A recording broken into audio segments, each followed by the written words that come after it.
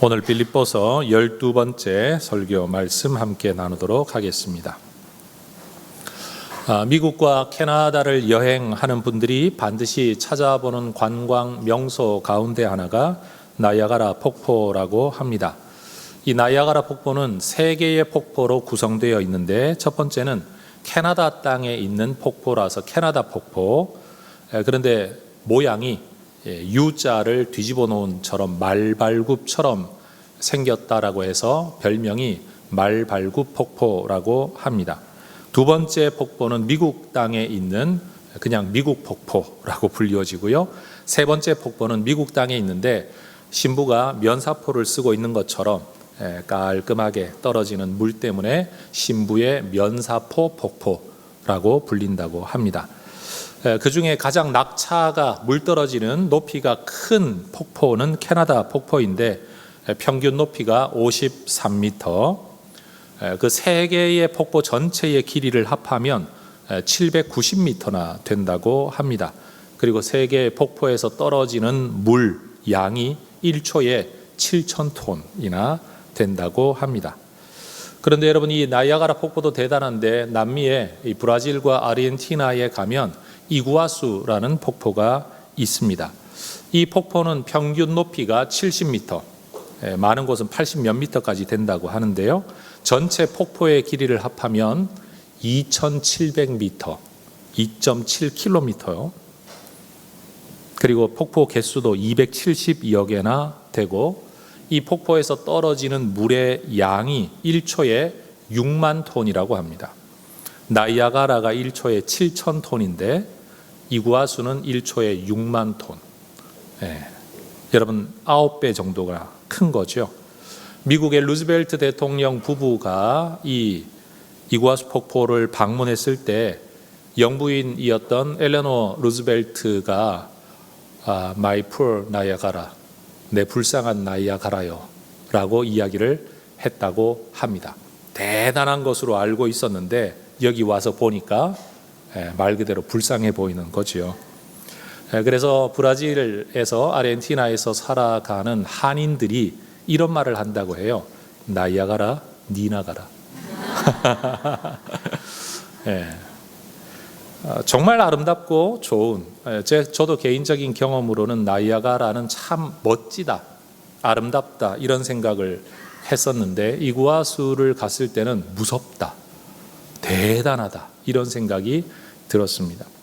여러분, 정말 좋은 것 또는 대단한 것을 경험하고 나면 이전에 좋았던 것, 나쁜 것도 아니에요, 형편없는 게 아니에요, 좋은 것인데도 더 좋은 것을 경험하고 나면 이전의 것들이 별로 감흥이 없는, 그렇게 대단해 보이지 않는 경험을 우리는 하면서 살아갑니다. 어떤 사람이 어느 집 식당에 대해서 대단히 맛있다고 막 칭찬을 하는데 나는 그 집도 가보았지만 훨씬 더 잘하는 집을 알고 있는 사람 입장에서는 입이 근질근질하죠. 그걸 뭐 몰라서 그래, 더 좋은 집이 있는데 말이야. 여러분, 우리가 살면서 훨씬 더 좋은 것에 대한 경험 또는 깨달음 이후에 이전의 것들에 대하여 어떤 생각을 하는지, 이런 이해를 가지고 저는 오늘 본문 말씀으로 한번 들어가 보기를 원합니다. 바울은 1장에서 그리스도 복음에 합당하게 살아라, 복음의 신앙을 위하여 협력하라 권면을 했습니다. 그리고 2장에서는 예수님의 모범에 대하여, 그리고 디모데와 에바브로디도에 대하여 이야기를 했습니다. 물론 바울이 편지를 쓸 때 여기부터는 1장이다, 여기부터는 2장이다 이렇게 편지를 쓰지 않았습니다. 후대의 사람들이 단락을 짓는 거죠. 여기까지가 한 단락인 것 같다. 그래서 찾기 쉽게 몇 장, 몇 절 이렇게 구성을 해놓은 것뿐입니다. 오늘 우리 본문 3장, 사실 3장은 아니죠. 바울 편지의 연속성에 있는 이야기는 여러분 신앙의 본질과 핵심 가치 권면을 이야기하고 예수님, 디모데, 에바브로디도를 이야기하다가 오늘 3장에서부터 바울은 자기 자신의 이야기를 합니다. 자기 자신을 하나의 모범으로 제시하면서 우리가 어떤 신앙생활을 해야 되는가를 권면하고 있다라는 거죠. 오늘 1절부터 9절까지의 말씀을 한 단락으로 볼 때 저는 세 가지 주제를 바울이 언급하는 것 같습니다. 바울이 첫째, 둘째, 셋째라고 말한 게 아닙니다. 제가 이해할 때 세 가지 주제 정도를 이야기하고 있는 것 같다라는 거죠. 첫 번째는 기쁨에 대한 주제입니다. 성경학자들은 빌립보서 안에서 기쁨이라는 단어 또는 기뻐하다, 기뻐해라 라는 말이 11번이나 등장한다라는 이유 때문에 빌립보서를 기쁨의 편지라는 별명을 붙여 주었습니다. 4장밖에 되지 아니하는 굉장히 짧은 성경 편지 아닙니까? 그런데 여기에 11번이나 어떤 표현이 등장한다, 그거 굉장히 강조한 거죠. 1절을 보십시오. 끝으로 나의 형제들아 주 안에서 기뻐하라. 바울이 끝으로라고 말하는 말은 여러분 이제는 끝났다, 순서의 끝이다, 분량의 마지막이다 이런 뜻이 아니라 주목을 끌기 위해, 주의를 환기시키기 위해 사용하는 표현입니다. 우리도 사람들과 이야기하다가 이런 때 있잖아요. 어떤 주제를 한참 이야기하다가 그건 그렇고 그 사람은 어때?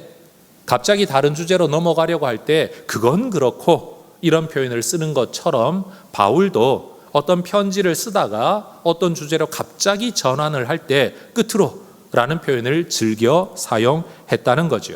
그러면서 바울이 권면하는 내용이 뭐냐? 주 안에서 기뻐하라 라는 겁니다. 여러분, 옥에 갇혀 생사를 알 수 없는 재판을 기다리고 있는 사람이 오히려 자유롭게 살아가는 사람들에게 기뻐하라 라고 말하고 있다는 것은 굉장히 오히려 역설적이죠. 그런데 바울이 주 안에서 기뻐하라 라는 말 우리는 좀 새겨 들어야 합니다.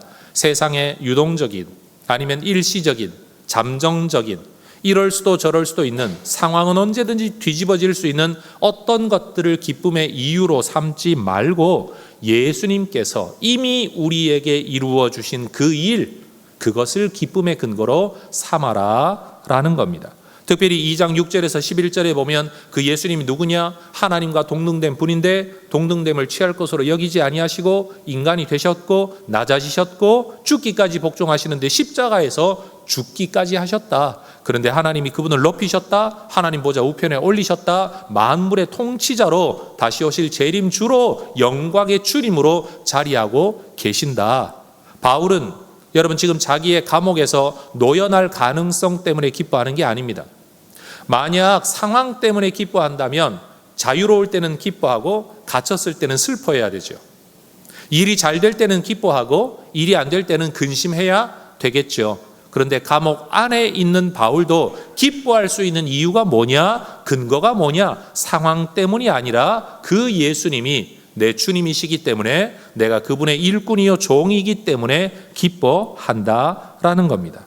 여러분, 우리도 세상 안에서 세상 것 때문에 기뻐하는 사람들이 아니라 주님 안에서 주님 때문에 기뻐하는 진짜 예수의 사람들이 될 수 있기를 주의 이름으로 축원합니다.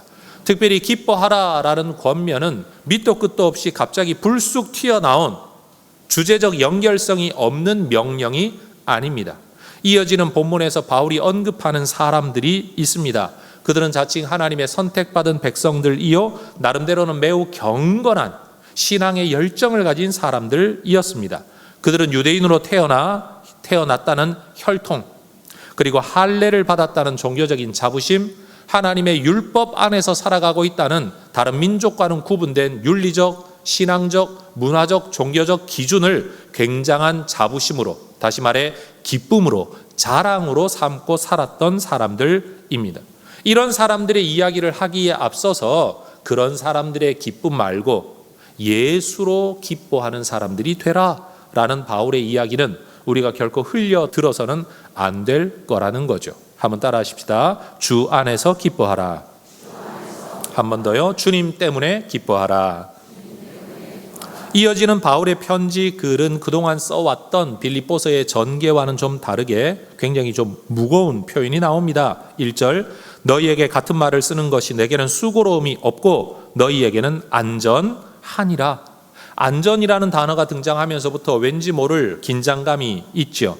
심지어 바울은 이 내용을 반복하고 있다라고 말을 합니다. 성도들의 안전을 위하여 같은 말을 계속 쓴다. 나는 이걸 번거롭게 여기지 않는다. 수고롭게 여기지 않는다. 오히려 의도적으로 쓰고 있다. 그래야 너희들이 안전해지기 때문이다 라는 겁니다.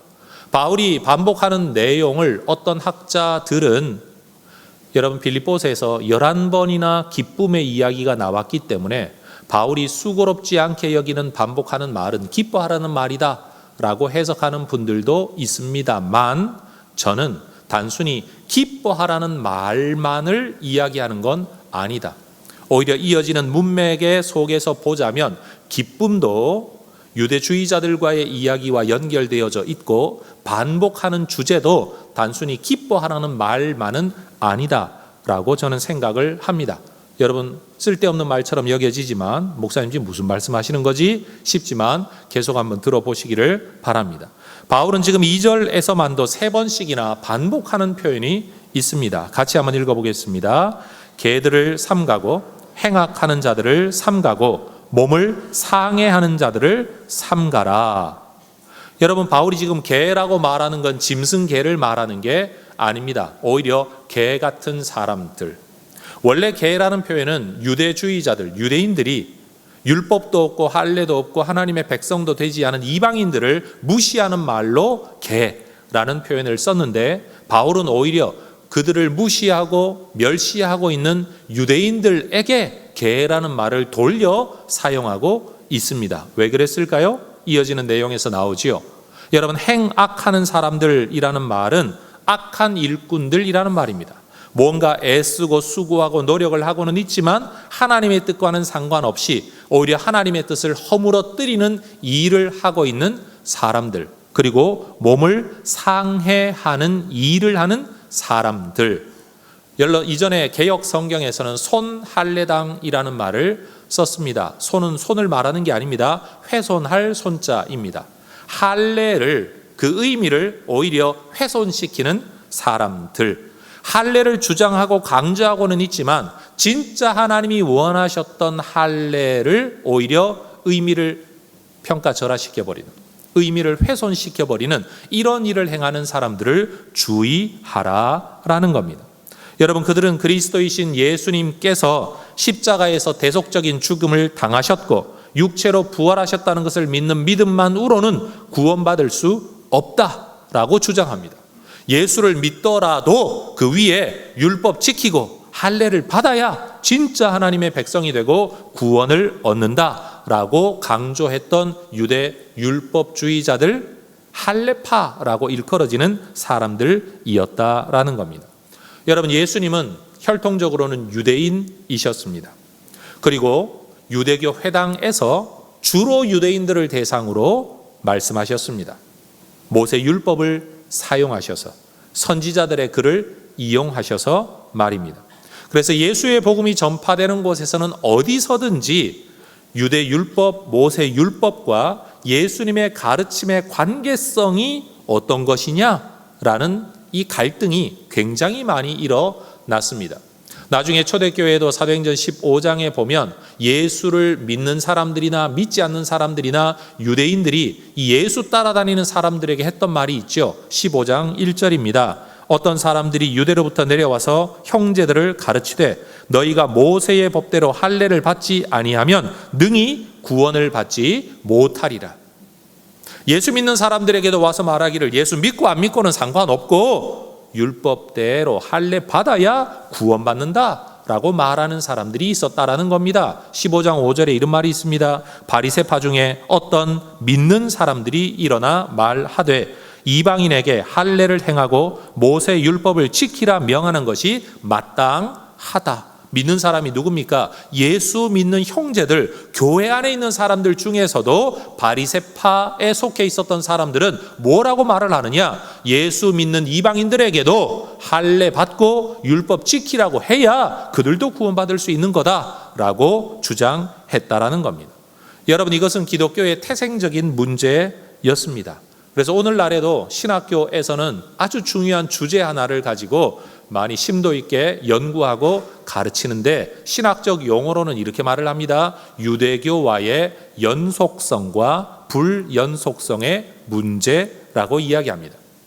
분명 유대교의 근본이 되는 여러분 아브라함 모세 이야기와 그 율법과 그리고 유대 역사 이야기를 전해받은 그 위에 예수님이 오셨고 예수님이 가르치신 내용이 구약의 율법과 어떤 연결점이 있느냐, 어떤 건 이어받아야 되고 어떤 거는 폐지된 것으로 여겨야 되느냐, 이것은 굉장히 복잡하고 어려운 신학적인 문제였는데 우리에게만 어려운 게 아니라 유대인으로서 예수를 믿었던 그 시대 사람들도, 때로는 이방인들이 예수를 믿는다고는 하는데 저 사람들한테 율법을 가르쳐야 되나 말아야 되나를 고민했던 많은 전도자들과 사도들에게도 이것은 심각한 문제였다라는 겁니다. 바울이 빌립보 교인들에게 주의해라, 삼가라라고 말하는 내용도 바로 이 주제였습니다. 그러나 여러분, 바울이 보기에 할례를 받아야 되고 할례를 기뻐하고 할례를 자랑하는 이 사람들은 성경의 진정한 의미를 모르는 사람이라고 바울은 생각을 했습니다. 여러분, 유대민족의 역사에서 할례가 시작된 것은 아브라함 때부터입니다. 그런데 그 할례에 대한 근원을 자세히 들여다보면 아브라함이 할례를 받았기 때문에 하나님 앞에 의롭다함을 받고 하나님의 백성이 되고 구원을 받은 게 아니고, 하나님을 먼저 믿어 하나님께 의롭다함을 받았고 하나님의 약속을 받았고 하나님의 구원도 받았고, 그 다음에 하나님이 주신 약속, 내가 너를 저 하늘의 별처럼 바닷가의 모래처럼 너를 모든 백성의 복의 근원으로 삼겠다, 이 약속을 받아들이고 인정한다는 징표로서 너와 너의 후손들은 앞으로 할례를 행해라, 그 믿음을 내가 붙들고 있다라는 징표로 할례를 행하라고 그랬지, 할례를 행하면 구원받는다, 할례를 행하면 복받는다라고 말씀하신 적이 창세기에서부터 아예 없었다라는 말입니다. 그래서 바울은 로마서에서 할례의 의미를 이렇게 이야기를 하죠. 로마서 4장 11절, 그가 아브라함입니다. 할례의 표를 받은 것은 무할례 시에, 다시 말해 할례를 받지 않았을 때에 믿음으로 된 의를 인친 것이다. 할례 받지 않았을 때 이미 하나님 믿어 의롭게 된 것에 대한 도장 찍는 것의 의미를 가지고 있었다. 이는 무할례자로서 믿는 모든 자의 조상이 되어 그들도 의로 여기심을 얻게 하려 하심이라.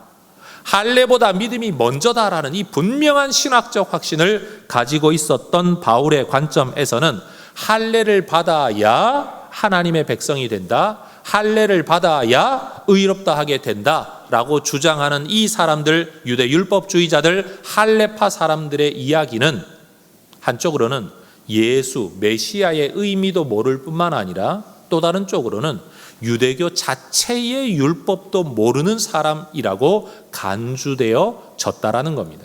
그러니 바울이 말을 하는 거죠. 악을 행하는 사람들이다. 그들은 개 같은 사람들이다. 그들이 너무나도 다른 사람들을 무시하니까 오히려 그들이 뭘 모르는 사람이다 라고 말을 하고 있다라는 거죠. 한번 따라 하십시다. 삼가라, 주의하라. 이어지는 주제가 있습니다. 바울은 자신이 그 유대주의자들, 율법주의자들, 할례파처럼 살아왔던 자기 자신이 바로 바리새인 아니었습니까? 그들의 주장과 입장과 관점과 신학을 누구보다도 잘 알고 있었던 사람이 바울 자신입니다. 자기도 그렇게 믿었었고 자기도 그렇게 주장을 했었던 사람입니다.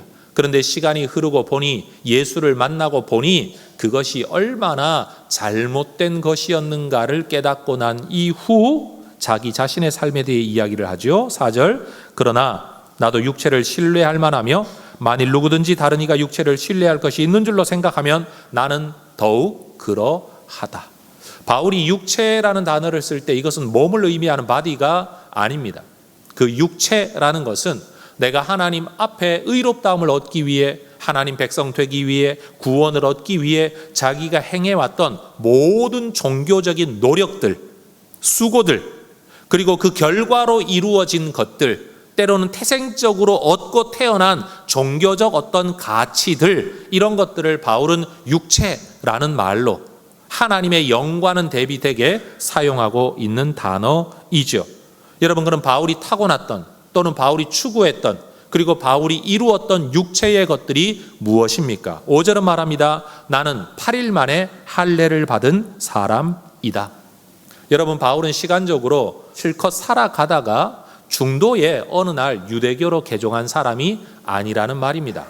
오늘 우리 교회 안의 표현으로 하면요, 한마디로 나는 모태 유대교인이라는 말입니다. 나는 모태로부터 유대교인이다. 이스라엘 족속이다. 이 말은 내가 이방인인데 유대교로 개종한 사람 아니다. 나는 혈통적으로도 정통 유대인이다 라는 말입니다. 그리고 베냐민 지파라고 말을 합니다. 여러분, 우리나라에서도 어느 집안, 어느 성씨를 가지고 있으면 대대로 왕손 아니면 양반 집안, 그래서 우리 집안에는 대단한 사람들이 많았다라고, 우리나라에 이렇게 기여했던 집안이다라고 집안을 자랑하는, 가문을 자랑하는 표현처럼 바울도 지금 베냐민 지파라는 말 뭡니까? 여러분, 사실은 특별히 사랑받았던 라헬의 아들이었고, 그리고 첫 왕이 베냐민 지파에서 나온 사울이었고, 심지어 성전이 위치하고 있는 그 땅도 베냐민 지파의 땅이었다라고 말을 합니다.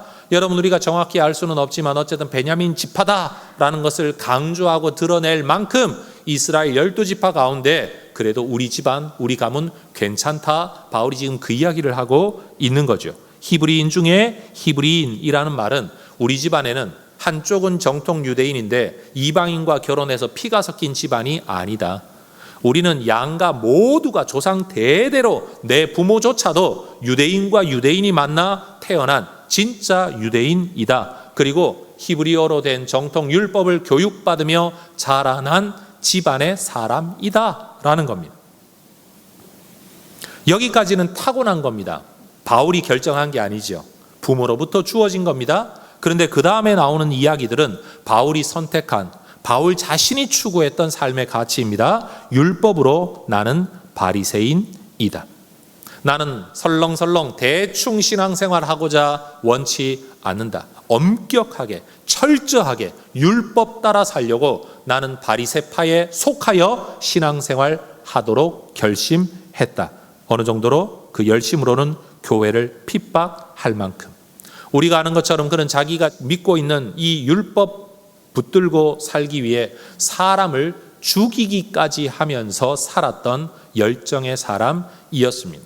그러니 유대교가 다른 사람에게 대하여 개다라는 말 정도 하는 건 바울 앞에 서면 가소로운 일이에요. 야, 개라고 말한다고 뭐가 달라져? 죽여버려.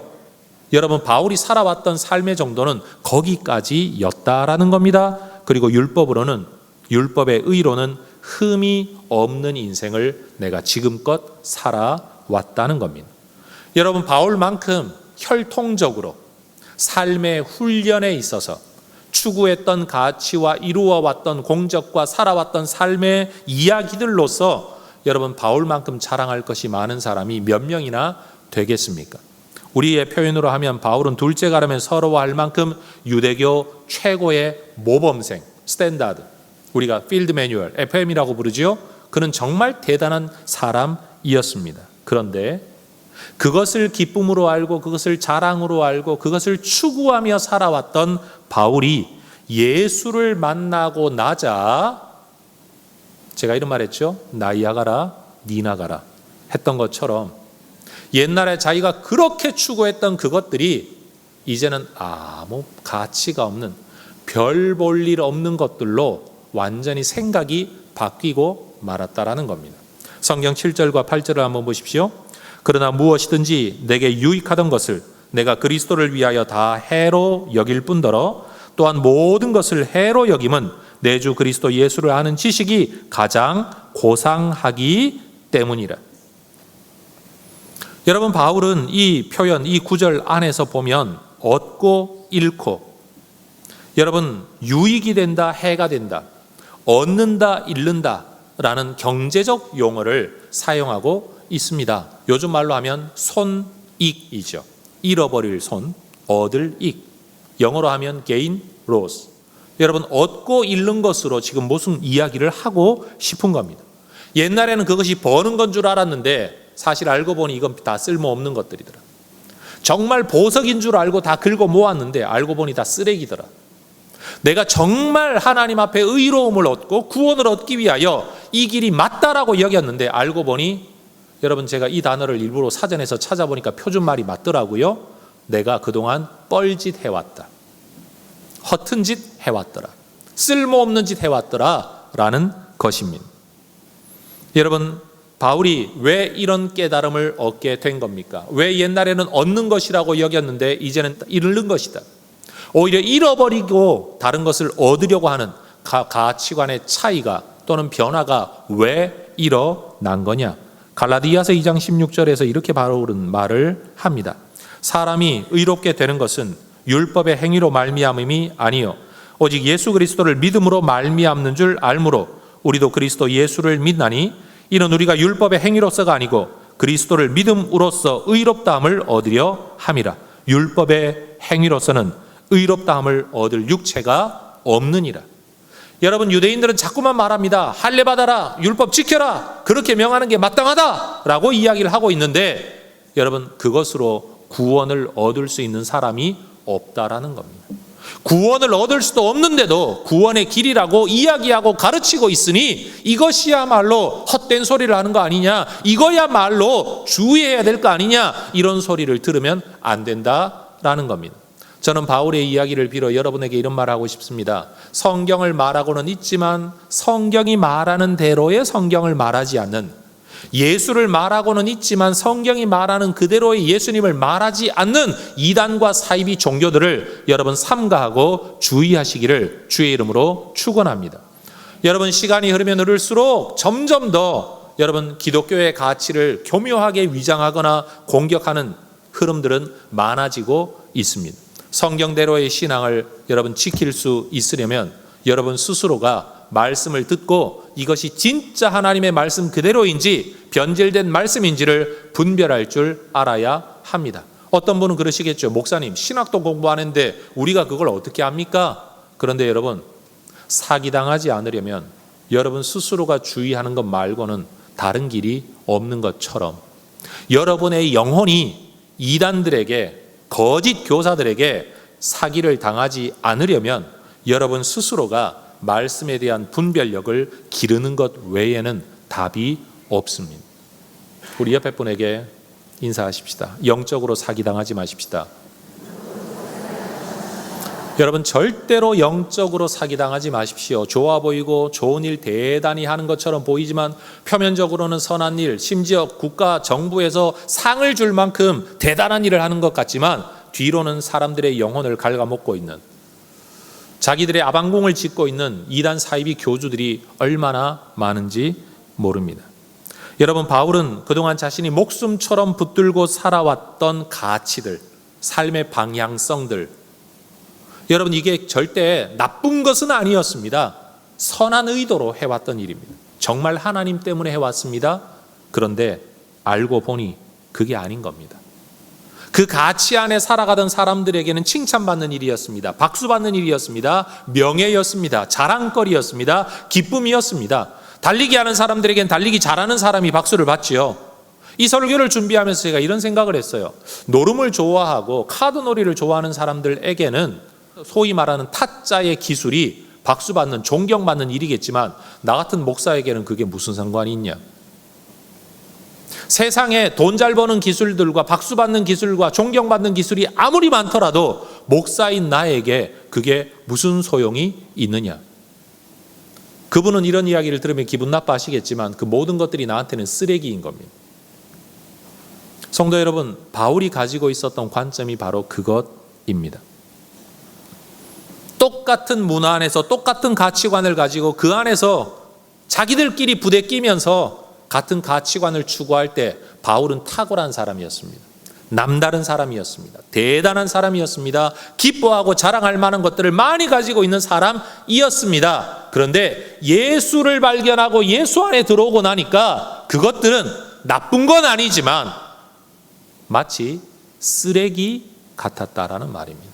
왜요? 그것으로는 구원에 이를 수도 없고 의로움에 이를 수도 없고 그것으로 하나님 앞에 의롭다라고 칭함받을 수가 없는 것을 그동안 노력해 왔던 자기 삶에 대한 탄식이라는 말입니다. 여러분, 하나님 앞에서 의롭다함을 얻을 수 있는 길은 오직 예수 그리스도 외에는 없는 줄로 믿습니다. 종교적 열정으로 칭찬받으려고 하지 마십시오, 여러분. 종교적 열정, 종교적 열심, 훈련된 모습으로 칭찬받는 것이 아니라 여러분, 우리가 예수 안에 있음으로 의롭다함을 받고 칭찬받게 될 줄로 믿습니다. 그러니 여러분, 예수를 알고 예수 붙들고 살아야 되는데 가장 귀중한 예수를 붙들지 않게 만드는 것들이 여러분 이름이 아니고 무엇이겠습니까? 그것이야말로 해이죠. 저는 이런 표현을 자주 합니다. 여러분, 반드시 해야 할 일에 반대가 되는 것은 하지 말아야 할 일이 아니고 더 하면 좋은 일들입니다. 머리가 안 돌아가시는 건가요, 지금? 다시 말하겠습니다. 반드시 해야 할 일을 가로막는 것은 하지 말아야 할 일이 아니라 이것도 하면 좋겠네 하는 일들 때문에 우리는 꼭 해야 할 일을 못하게 됩니다.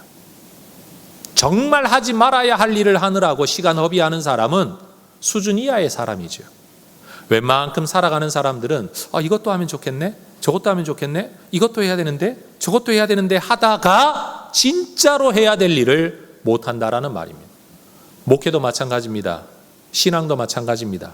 꼭 해야 될 것, 반드시 해야 될 것, 거기에 집중을 해야 되는데 목사님 이것도 하면 좋겠는데요, 저것도 하면 좋겠는데요, 목사님 이것도 해주시면 좋겠는데요, 저것도 해주시면 좋겠는데요, 이 말 따라다니다가 보면 꼭 내가 해야 될 그 일을 못하게 된다는 겁니다. 자, 따라하십시다. 반드시 해야 할 일을 가로막는 것은 더 하면 좋은 일입니다. 여러분, 우리의 인생이 지금 어떤 관점에 따라 꼭 해야 될 일을 먼저 하고 살아가고 있는지, 아니면 하면 좋겠네 싶은 일들 하느라고 꼭 해야 될 일 못하며 살아가고 있는지를 돌아보실 수 있기를 축복합니다. 그런 면에서 더 하면 좋은 일이 얼마나 해가 됩니까? 더 하면 좋겠다, 더 있으면 좋겠다 하는 그 일이 오히려 독이 된다라는 말입니다. 바울이 하고 있는 말이 바로 그 말이지요. 내가 유대인으로 태어났다는 게 무슨 죄냐? 그건 죄 아니다. 율법 따라 살아온 게 죄냐? 죄 아니다. 내가 열심으로 살아온 게 잘못이냐? 아니다. 그러나 그것 추구하느라고 예수를 보지 못하고 예수를 폄하하고 예수를 무시하고 예수를 받아들이지 못하게 만들었다는 그것은 그 점에서는 죄다라는 겁니다. 여러분, 이 땅을 살아가는 중에 나쁜 짓 하느라고 예수 안 믿는 사람들이 몇 명이나 되겠습니까? 다 삶을 위해 의미 있게, 가치 있게, 바르게 살기 위해, 여러분 나름대로는 힘껏 살기 위해 애를 쓰지 않습니까? 그런데 그런 삶의 방향성과 가치 때문에 예수를 놓쳐버린다면 그는 죽도록 고생하며 일생을 살아도 결국 자기 생명 하나 건지지 못하는 인생이 되고 만다라는 겁니다. 이후로 바울에게는 유대인들이 그렇게 기뻐하고 자랑하는 것들, 할례 받았다, 태생적이다, 아니면 뭘 했다 했던 것들이 있어도 그만, 없어도 그만, 할례 받아도 받으면 되는 거고 안 받아도 그만인 것으로 여겨지게 되었다라는 겁니다. 여러분, 우리가 예수를 믿게 되었다, 예수 안에 속하게 되었다, 예수쟁이가 되었다라는 것에 아주 명료한 기준 하나는요, 예수는 절대화하고 나머지 것들은 상대화하는 것입니다. 여러분, 우리는 예수 그리스도를 담는 그릇에 대하여 너무 많은 관심을 가지고 있습니다. 교회 안에서도 많은 분들이 교회가 이래야 된다, 저래야 된다라고 말하는 게 예수 때문이 아닙니다. 내가 보기에는 교회가 이런 방식으로 일하고 저런 방식으로 일하고 이런 시스템으로 일하고 저런 조직으로 일하고 이 사람보다는 저 사람이 낫고, 전부 다 알고 보면 쓰레기와 같은 것들, 예수에 비교하면 아무것도 아닌 것들을 가지고 교회는 분란이 일어납니다. 싸웁니다. 다툽니다. 분열이 일어납니다. 만약 교회들이 모여서 예수를 이야기한다면 여러분, 우리는 분열을 할 이유가 전혀 없지 않습니까? 여러분, 목장 모임에서 뭔가 자꾸 껄끄러움이 생깁니다. 서로 간의 차이가 느껴집니다. 말이 안 통할 것 같습니다. 저 사람과는 깊은 대화를 못 나눌 것 같습니다. 이유가 뭡니까? 예수 때문이 아닙니다. 예수를 믿고 살아가는 삶의 양식, 성격, 타고난 성품, 이런 것들이지 예수 때문은 아니라는 겁니다. 그러니 우리를 하나 되게 하는 것은 오직 예수뿐인 줄로 믿습니다. 여러분, 교회가 함께 모여서 기쁨으로 한마음 되어 찬양할 수 있는 건 예수 이름 외에는 없다라는 겁니다. 사실 고향을 따지면 여러분 얼마나 많이 나눠지겠습니까? 관심사를 따지면 또 얼마나 많이 나눠지겠습니까? 여러분 가지고 있는 신앙의 색깔과 내가 중요하다라고 여기는 성경 구절 하나를 찾아라 그러면 아마 여러분 이 많은 성경 구절 가운데 똑같은 게 몇 구절이나 되겠습니까? 여러분 오직 예수 외에는 없다. 그 예수를 얻기 위해 나는 내 평생 살아왔던 삶의 가치들을 다 헛된 것으로, 해로, 일명 쓰레기로 여긴다. 지금 바울이 그 이야기를 하고 있다라는 겁니다. 바울의 이 고백은 마치 예수님의 한 비유의 말씀을 생각나게 합니다. 마태복음 13장 44절입니다. 같이 한번 읽어보겠습니다. 천국은 마치 밭에 감추인 보화와 같으니 사람이 이를 발견한 후 숨겨두고 기뻐하며 돌아가서 자기의 소유를 다 팔아 그 밭을 사느니라. 이 사람이 자기의 소유 전부를 팔고 기껏 밭대기 하나를 사는 이유가 뭡니까? 밭 때문이 아니라 밭 안에 감추어진 보화 때문입니다. 소유 전부를 팔아서, 여러분 거기엔 땅도 있을 겁니다. 집도 있을 것 아닙니까? 또 다른 밭 문서도 있을 겁니다. 그런데 그걸 다 팔아 이것 하나를 산다? 사람들이 볼 땐 어리석어 보이지요? 그런데 사실은 이 안에 감추어져 있는 것이 이전에 팔아버린 모든 것들을 되사고도 남을 만큼의 귀한 것이다. 예수님은 이런 비유와 함께 너희가 세상 모든 것을 얻어도 생명 잃어버리면 그게 무슨 소용이 있냐라고 말씀하시죠. 생명이 있어야 그 다음 것도 있지. 생명 없는데 돈, 지식, 명예가 있으면 뭐하냐? 예수님 탄식하며 말씀하셨습니다. 여러분, 예수가 있기 때문에 신앙생활이 있는 거지 예수 없는 교회 생활 아무리 열심히 해본들 지옥 갈 게 뻔한데 그게 무슨 소용이 있냐? 예수님 하시는 말씀이 이것 아닙니까? 예수님이 말씀하신 밭, 그것은요 종교적 또는 신앙적 행위, 율법적 삶의 양식입니다. 그런데 우리가 붙들어야 할 건 그 안에 담겨있는 보화 예수 그리스도이죠. 그 예수님을 섬기기 위해 나는 이 방법으로 예배하고 이런 방식으로 복음에 참여하고 그리스도에게 참여하는 건 삶의 양식일 뿐입니다. 이 양식이 나를 구원에 이르게 하는 게 아닙니다. 이 기독교의 양식이 여러분 우리를 구원에 데려다 주는 게 아니라 예수께서 우리에게 구원을 주시고 우리는 그 예수님을 섬기느라고 이 방식을 채택한 것 뿐입니다. 여러분 대한민국의 예배 방식하고 아프리카의 예배 방식이 똑같겠습니까? 여러분 미국의 교회 시스템하고 한국의 교회 시스템이 똑같겠습니까? 그것들은 전부 다 바치고 여러분 하나의 그릇일 뿐입니다. 우리가 붙들어야 할 것은 예수 그리스도인 줄로 믿습니다. 성도 여러분, 자기가 자라온 삶의 문화적 배경, 습성의 배경, 종교적 배경에 따라서 교회 생활하는 모습들은 사람마다 조금씩 다릅니다. 많은 사람들 말하죠. 목사님, 교회는 왜 이렇게 다 달라요? 같은 하나님을 섬기는데 왜 다릅니까? 사람이 다르니까 다른 거죠.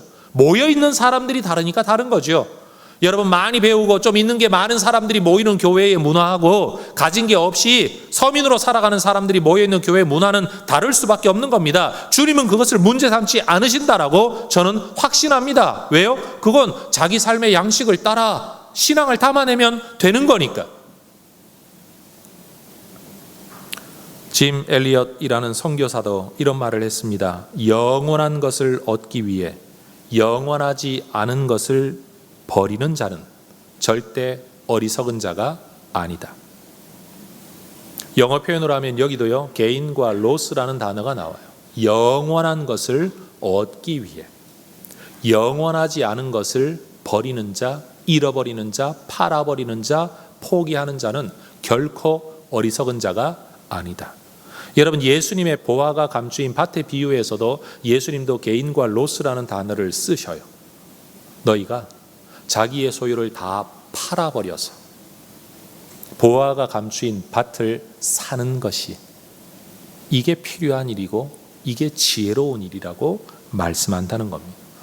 성도 여러분, 우리는 지금 무엇을 얻기 위해 무엇을 버리고 포기하고 있습니까? 바울은 그리스도의 대속의 십자가와 부활의 복음에 대하여 이런 확신을 가지고 살아가는 사람들이야말로 진짜 하나님의 백성이라는 표지다. 진짜 예수의 사람이라는 표지다라고 이야기를 합니다. 3절을 한번 볼까요? 하나님의 성령으로 봉사하며 그리스도 예수로 자랑하고 육체를 신뢰하지 아니하는 우리가 진짜 할례파다. 여러분, 이 용어는 유대인들이 주장하는 것에 대응해서 쓰고 있는 말입니다. 너희가 할례받아야 하나님 백성 된다고? 할례받은 게 하나님의 백성의 증거라고 말하지? 아니, 내가 볼 때는 니네 몸뚱아리에 할례 행한 거 네가 행했냐? 니네 부모님이 행했지? 네 믿음으로 행했냐? 니네 부모의 믿음으로 행한 거지? 사실은 너희들 게 아니야. 예수 그리스도를 붙들고 예수 그리스도에게 속하여 성령의 은총을 따라 성령의 감동을 따라 복음을 위한 일에 협력하고 그리스도 복음에 합당한 삶을 살아가는 것이야말로 할례파, 진짜 구원받은 백성의 증거이다. 다른 걸 자랑하는 게 아니라 그리스도 예수를 자랑하는 그 사람이야말로 진짜 하나님의 구원받은 백성이다.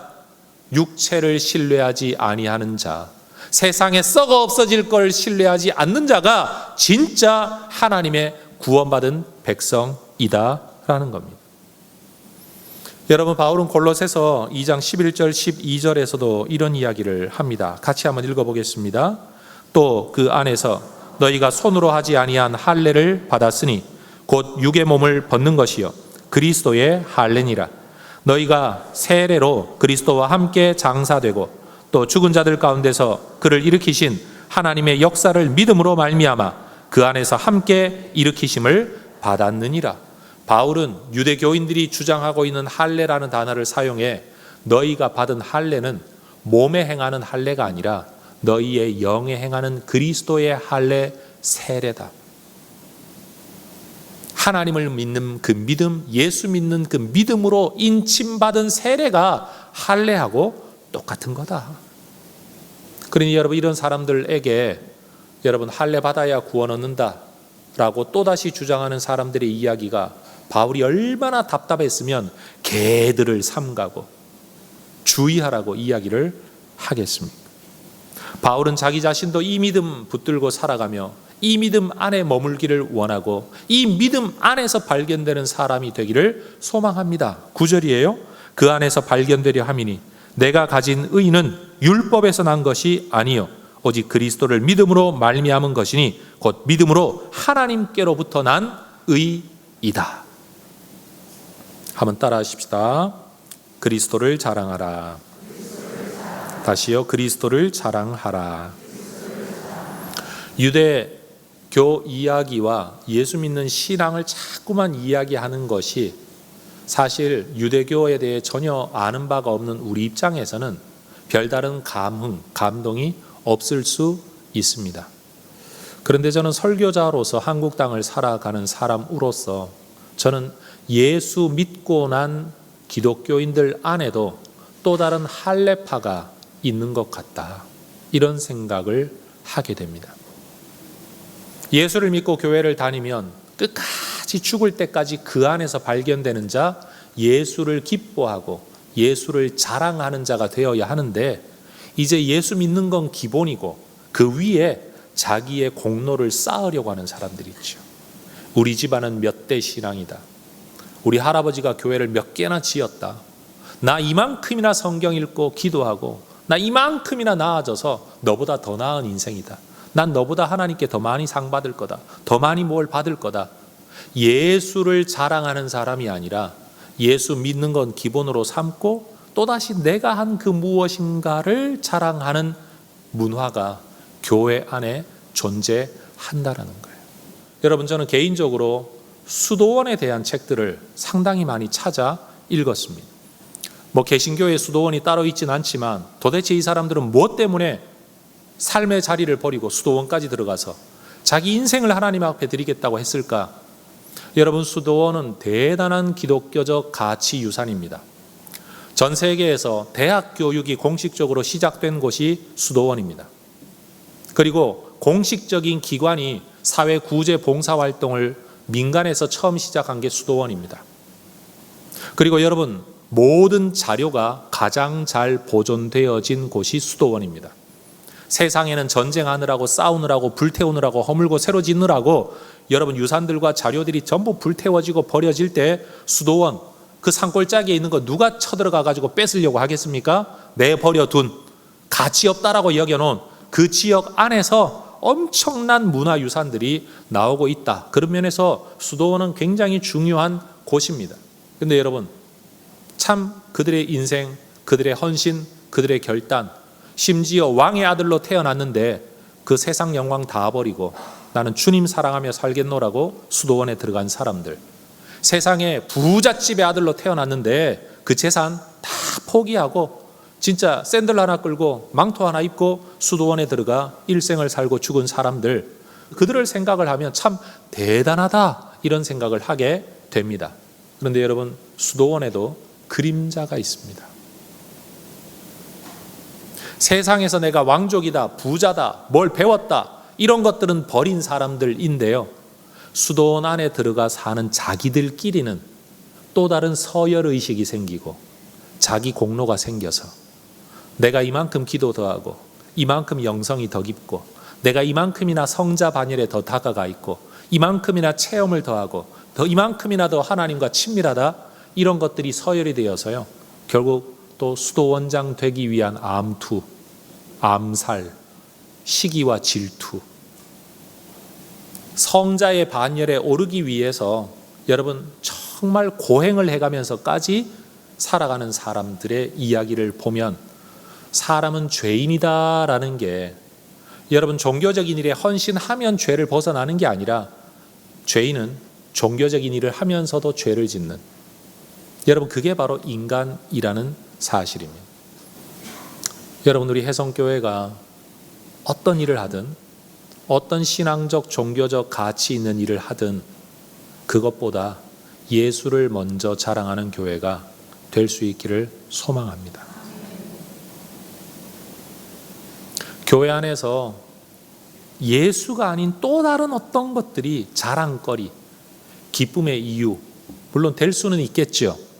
그러나 우리가 죽을 때까지 영원토록 너와 내가 함께 자랑하고 기뻐할 수 있는 근거는 예수 그리스도 외에는 없는 줄로 믿습니다. 사도 바울은 자신의 지나온 날들을 4절, 5절, 6절에서 이야기를 했죠. 그런데 여러분, 바울은 그것에 미련을 가지고 말하고 있는 게 아닙니다. 오히려 그것을 부끄럽게 여기죠. 여러분, 예수 믿고 난 이후에도 사실은 여전히 세상의 것, 쓰레기라고 바울이 말하고 있는 것들에 대하여 동경하고 있고 여전히 그것에 대한 미련을 가지고 있다면 사실 우리는 아직도 완전히 주님께로 돌아서지 못한 사람이라, 바울처럼 정말 그리스도에게 속하여 예수만 기뻐하고 자랑하는 사람이라 말할 수는 없을 것 같습니다. 아마 이런 표현이 가능할지 모르겠습니다. 누군가는 몹쓸 거라고, 내게는 쓸데없는 거라고, 나는 주님만을 위해 이걸 아예 버리겠다라고 쓰레기통에 버린 걸 저거 쓸만한데? 이러고 가져가서 주워오는 사람, 얼마나 불쌍한 인생입니까? 여러분, 바울이 쓰레기통에 버려버린 것을 주워오는 인생 되지 않기를 주의 이름으로 축원합니다. 여러분, 우리 예수 그리스도 그분만이 우리의 노래, 우리의 자랑, 우리의 기쁨, 여러분 우리의 모든 것이 될 수 있기를 소망합니다. 교회 생활 열심히 하는 사람이 그리스도인이 아니고 예수를 자랑하고 예수 때문에 기뻐하는 사람이 그리스도인인 것입니다. 다시 한번 말합니다. 여러분, 종교인 되지 말고 신앙인 되십시다. 여러분, 종교 생활 열심히 하는 사람들 되기보다 하나님을 더 열심히 사랑하는 사람 되십시다. 여러분, 교회로서 더 좋은 교회, 이 표현이 맞는 말이긴 한데 오해가 있죠. 도대체 뭐가 더 좋은 교회냐? 건물 더 많이 짓고 사람 더 많이 오고 헌금 더 많이 늘어나고 기독교가 하는 좋은 일 더 많이 하면 좋은 교회냐? 여러분, 그럴 수도 있지만 정확하게 말을 하면 예수 때문에 기뻐하지 않는다면 아무리 많은 종교적인 노력과 일들을 행해도 저는 좋은 교회가 아니라고 생각합니다. 저 자신에게도 저는 이 설교는 매우 부담스럽고 힘든 설교입니다. 왜요? 저는 더 좋은 설교자가 되기를 꿈꾸죠. 더 나은 목회자가 되기를 꿈꾸죠. 교회와 교인들에게 더 합당한 사역을 하는 지도자가 되기를 꿈꾸죠. 틀린 게 아닙니다. 그래야 합니다. 그런데 제가 꼭 해야 될 일은 뭐냐? 너 예수 때문에 기뻐하고 있냐? 저 자신에게는 이 질문은 정말 부담스러운 질문입니다. 왜요? 그건 그렇고, 예수는 예수고, 일단 교회가 잘 돼야지. 교회가 잘 돼야지. 제 마음속에 늘 이 생각이 있기 때문입니다. 저는 지금 여러분에게 설교하는 게 아닙니다. 저에게 설교합니다. 여러분, 예수 안에서 예수로 기뻐하는 하나님의 사람들 되시기를 축복합니다. 세상이 것 자랑하는 거, 설교 잘하는 거 자랑하고, 교회 크는 거 자랑하고, 똑똑한 거 자랑하고, 일 잘하는 거 자랑하는 게 아니라 예수를 자랑하는 우리 모두가 될 수 있기를 주의 이름으로 축원합니다. 기도하겠습니다.